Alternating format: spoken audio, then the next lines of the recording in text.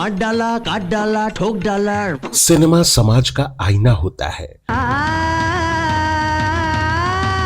कल का पेपर पढ़ो, आज का पढ़ो, परसों का पढ़ो, क्या फर्क पड़ता है। और ये आईना कभी झूठ नहीं बोलता, ऐसा लोग समझते हैं। लेकिन दोस्तों, ये आईना भी झूठ बोलता है। देखो।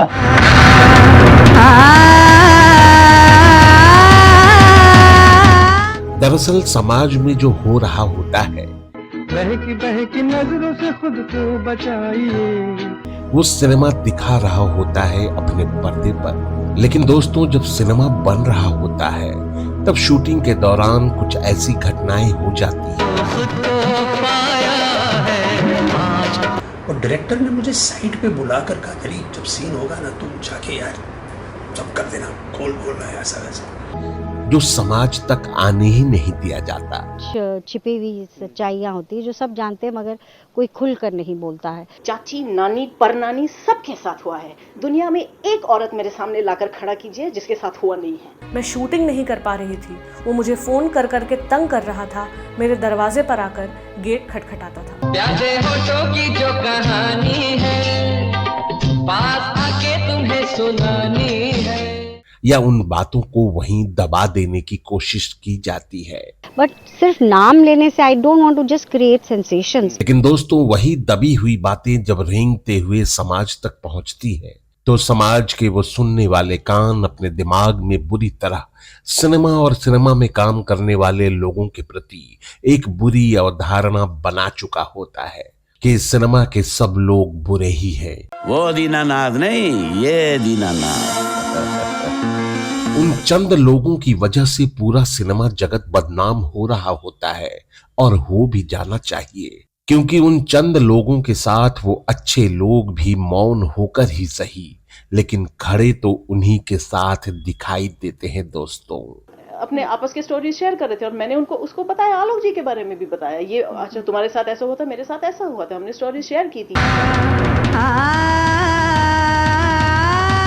ये कोई मनगढ़ंत कहानी नहीं है जो अचानक वो उसके बारे में बोल रहे हैं इसलिए उसने बोल दिया। 4 साल पहले उसने बताया था, 20 साल पहले मैंने रेणुका को बताया था।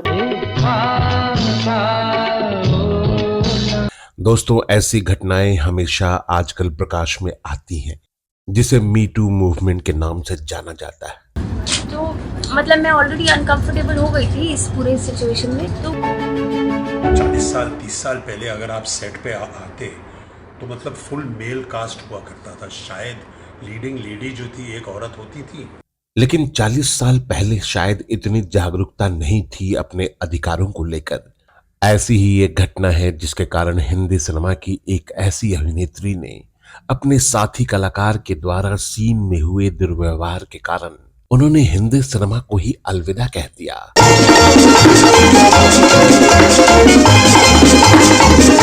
और दोस्तों, आपको जानकर हैरानी होगी कि उन्होंने सिर्फ सिनेमा को ही अलविदा नहीं कहा, बल्कि देश को भी छोड़कर चली गई। मेरी जान दिल गरमाती, बल खाती। नमस्कार दोस्तों, मैं हूं विजय पांडे और आप देख रहे हैं golden moment with Vijay Pandey. Video में आगे बढ़ने से पहले आप हमारा चैनल सब्सक्राइब करना ना भूलें।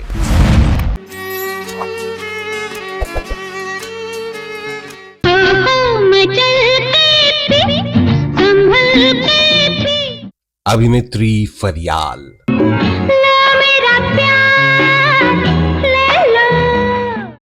मादक संगीत पर थिरकती बॉलीवुड फिल्मों की इस खूबसूरत कैबरे डांसर को आज कम ही लोग जानते होंगे, पहचानते होंगे।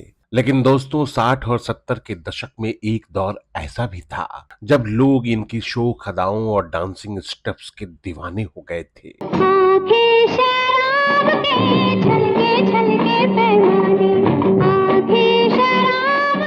80 के दशक की शुरुआत तक उनकी डांसिंग का जलवा ऐसा जमा रहा कि तब के उस दौर की डांसिंग क्वीन की चमक भी फीकी पड़ने लगी थी। और दोस्तों, इनके साथ काम करने वाली सह अभिनेत्रियां भी इनके ड्रेस और इनके लुक्स को लेकर हमेशा सशंकित भी रहती थीं।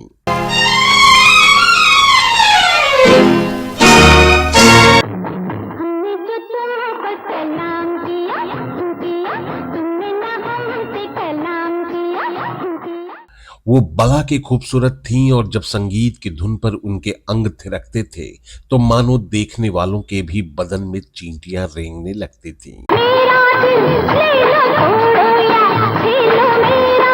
और दोस्तों इतना ही नहीं, फरियाल का डांस का जलवा ऐसा था कि लोग उन्हें तब की कैबरे क्वीन कही जाने वाली हेलेन और पद्मा खन्ना से भी बढ़कर मानने लगे थे। दोस्तों अभिनेत्री फरियाल में कई खासियतें थीं जो उन्हें इंडस्ट्री में दूसरी अदाकाराओं से काफी अलग मुकाम रखती थीं। दोस्तों अभिनेत्री फरियाल का जन्म 3 नवंबर 1945 को सीरिया की राजधानी दमिश्क में हुआ था। उनके पिता भारतीय मूल के थे और मां एक सीरियाई थीं। दोस्तों अभिनेत्री फरियाल एक सुखी संपन्न परिवार से थीं और भारत आकर अपनी शिक्षा शिमला के प्रसिद्ध लॉरेटो कॉन्वेंट और कैथेड्रल हाई स्कूल से पूरी करके बाद में मुंबई के सेंट जेवियर्स कॉलेज में स्नातक की पढ़ाई पूरी की। अभिनेत्री फरियाल ने एयर इंडिया में एक एयर होस्टेस के रूप में काम किया और उसके बाद उन्होंने फिल्मी दुनिया में कदम रखा, लेकिन उसी फिल्म इंडस्ट्री ने उनके जोश को बहुत जल्द ही ठंडा कर दिया क्योंकि अभिनेत्री फरियाल को वो मुकाम नहीं मिला जिसका उन्होंने सपना अपनी आंखों में संजोए फिल्म इंडस्ट्री में कदम रखा था।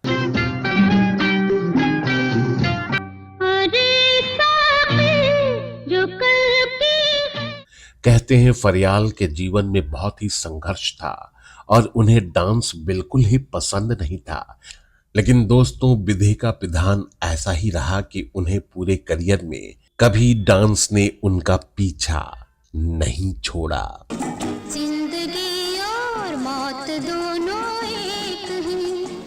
दोस्तों फिल्म जिंदगी और मौत का ये गाना जब दर्शकों ने पहली बार फिल्म में इस खूबसूरत अदाकारा को देखा तो उन पर फिदा हो गए। वो तब की मशहूर हीरोइन सायरा बानू की तरह दिखती थीं। दोस्तों इस फिल्म से फरियाल ने अपना पहला डेब्यू किया था और फिल्म काफी हद तक सफल भी रही। फरियाल के अभिनय की कई लोगों ने सराहना की और दर्शकों ने उन्हें हाथों हाथ ले लिया। दोस्तों फिल्म जिंदगी और मौत से पहले उन्हें फिल्म बिरादरी में मुख्य भूमिका मिली थी, लेकिन यह फिल्म तकनीकी कारणों से पूरी नहीं हुई 1966 में। हालांकि बॉक्स ऑफिस पर यह फिल्म फ्लॉप रही और उसके बाद फरियाल को कई चुनौतियों का सामना करना पड़ा। 1967 में फरियाल के लिए उम्मीद की एक नई रोशनी लेकर आई। उन्हें इस साल भारत में बनी एक अंतर्राष्ट्रीय टीवी सीरीज माया के एक एपिसोड में जुड़ने का मौका मिला और दोस्तों इसी साल अभिनेत्री फरियाल को एक ब्लॉकबस्टर फिल्म मिली। फिल्म का नाम था ज्वेल थीफ, जिसने अभिनेत्री फरियाल को बहुत ही प्रसिद्धि दिलाई। दर्शकों के साथ साथ इंडस्ट्री के लोगों ने भी उन्हें काफी नोटिस किया। फिल्म में कैबरे डांसर के रूप में उन्होंने अपने कई प्रशंसकों के साथ और निर्देशकों का भी दिल जीत लिया था, लेकिन यह प्रसिद्धि ही उनके परेशानी का सबक बन गया। दोस्तों वो कैबरे डांसर के तौर पे मशहूर हो गईं। उन्हें जितने भी रोल ऑफर हुए वो सब आइटम नंबर या वैम्प के ही थे। दोस्तों 60 और 70 के दशक में वो भारतीय सिनेमा जगत की कैबरे क्वीन हेलेन के साम्राज्य में भी सेंध मार चुकी थीं। उन्होंने 1968 में आई फिल्म फरेब में एक अच्छा किरदार भी निभाया था। उसके बाद उन्होंने अगले साल फिल्म कामसूत्र में एक डांसिंग सीन में एक छोटा सा किरदार भी किया। और दोस्तों 1970 का साल फरियाल के लिए सफलता का साल था। अभिनेत्री फरियाल ने 7 फिल्मों में अपना जलवा बिखेरा, जिसमें मंगू दादा, सच्चा झूठा, दो ठग, पुष्पांजलि और दोस्तों 1970 में ही उनकी अभिनीत फिल्म मन की आंखें, कोई गुलाम नहीं, इंसान और शैतान आदि भी रिलीज हुई थी। और दोस्तों इन्हीं फिल्मों की लोकप्रियता ने अभिनेत्री फरियाल को एक नए आसमान पर बिठा दिया था। दर्शकों ने तिरस्तर आंखों पे बिठा ही रखा था। 1971 में उनकी अभिनीत 2 फिल्म हंगामा और बहरूपिया भी आई। इन 7 फिल्मों की सफलता के बाद साल आया 1972 और एक बार फिर खुशियों की सौगात लेकर आया। 1972 में उन्हें बड़े छोटे बैनरों की 8 फिल्मों में काम करने का मौका मिला। हालांकि फिल्म में उनकी भूमिकाएं बहुत सशक्त नहीं थी दोस्तों, लेकिन उनके जलवे ने फिल्म में ग्लैमर का नायाब तड़का लगाकर उन्हें लोकप्रिय बनाने में अहम भूमिका निभाई। दोस्तों, रामपुर का लक्ष्मण, अपराध, शरारत, रानी मेरा नाम इस साल रिलीज कुछ अहम फिल्में थीं अभिनेत्री फरियाल की। दोस्तों, लगातार फिल्मों के आने और उनके सफल हो जाने से ऐसा लग रहा था कि अभिनेत्री फरियाल ने पूरे बॉलीवुड पर कब्जा ही कर लिया है। उनकी पूरी 1 दर्जन फिल्में रिलीज हुई और हर फिल्म में उन्हें एक से बढ़कर एक गानों पर परफॉर्म करने का मौका मिला। और दोस्तों, ये है मुंबई मेरी जान, यही तो है जिसे माया नगरी कहते हैं। अभिनेत्री फरियाल जो लगातार फिल्में कर रही थीं। 1977 के 2 फिल्मों के बाद उन्होंने 2-3 साल तक कोई फिल्म ही नहीं मिली। फिर दोस्तों, साल 1980 में फिल्म प्रेमिका में उन्होंने एक बहुत ही छोटी सी भूमिका निभाई और दोस्तों फिर उसके बाद इन्हें 4 साल कोई काम नहीं मिला।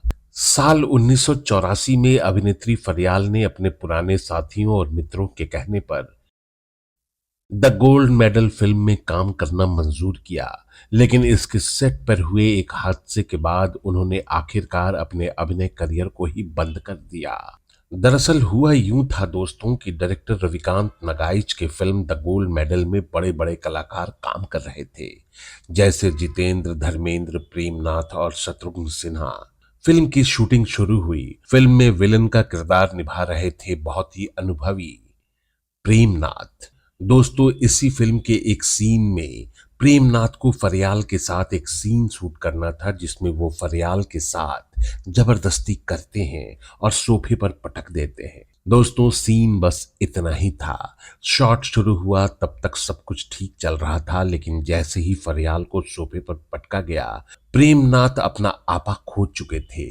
सोफे से लुढ़कते हुए कारपेट पर आ गए फरियाल को प्रेमनाथ की यह हरकत नागवार गुजरी, क्योंकि डायरेक्टर रविकांत नागाइच ने जो सीन समझाया था उसमें इस तरह की किसी भी सिचुएशन का जिक्र नहीं था। 1-2 मिनट गुजर गए, कट नहीं हुआ। आसपास के लोग, जितेंद्र, धर्मेंद्र सब हंस रहे थे, नजारा देख रहे थे, चुटकियां ले रहे थे। तब तक अभिनेत्री फरियाल के साथ अभिनेता प्रेमनाथ वो बदसलूकी लगातार कर रहे थे। सब लोग नजारे देख रहे थे।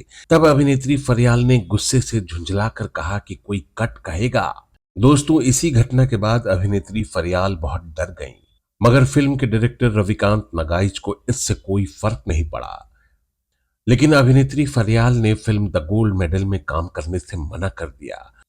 जब अभिनेत्री फरियाल ने इस फिल्म में काम करने से आगे मना कर दिया, तब दौर शुरू हुआ दोस्तों अभिनेत्री फरियाल को मनाने का। सभी लोग अभिनेत्री फरियाल के पास गए, काफी मान मनवल की गई, किसी तरह फिल्म की शूटिंग पूरी करवाई गई। दोस्तों, ये फिल्म तो कंप्लीट हो गई, लेकिन ये फिल्म अभिनेत्री फरियाल के करियर की आखिरी फिल्म साबित हुई, क्योंकि प्रेमनाथ के हादसे से आहत फरियाल ने बॉलीवुड को अलविदा कह दिया। कहते हैं अभिनेत्री फरियाल ने इस फिल्म के बाद अपना करियर खत्म ही कर लिया। अपने लॉन्ग टाइम बॉयफ्रेंड से शादी कर ली और वो इजराइल में सेटल हो गई। दोस्तों, किसी भी अभिनेता या अभिनेत्री का फिल्मों में काम करने या ना करने का फैसला या तो फिल्म इंडस्ट्री कर देती है उन्हें काम ना देकर, या अभिनेता खुद ही तय कर लेता है कि अब मुझसे नहीं हो रहा है। लेकिन दोस्तों, अभिनेत्री फरियाल के साथ जो कुछ भी हुआ और जिसकी वजह से ये उन्होंने फैसला किया, वो बहुत ही निंदनीय है। दोस्तों, जिस समय ये सीन शूट हो रहा था, अगर कोई भी व्यक्ति या कोई भी कलाकार जो उस समय एक तमाशबीन की तरह वो तमाशा देख रहे थे, अगर कोई भी अभिनेता उनके साथ आकर खड़ा होता कि मैं हूं ना, मैं तुम्हारे साथ हूं, तुम्हारे साथ गलत होने नहीं दूंगा, तब दोस्तों मनोरंजन का एक ऐसा स्वस्थ माहौल बनता जहां अभिनेत्री फरियाल को ये फैसला लेने के लिए मजबूर नहीं होना पड़ता। उम्मीद है ऐसा आगे होगा नहीं, लेकिन ऐसा होगा। जब कभी ऐसा होगा, तब इस जुल्म के खिलाफ एक बुलंद आवाज उठेगी और वो आवाज होगी मी टू।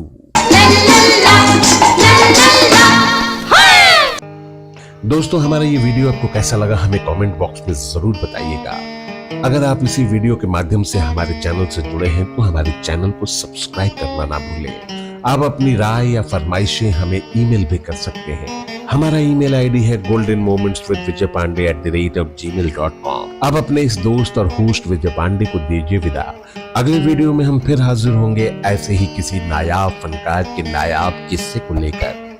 तब तक के लिए नमस्कार, धन्यवाद, शुक्रिया।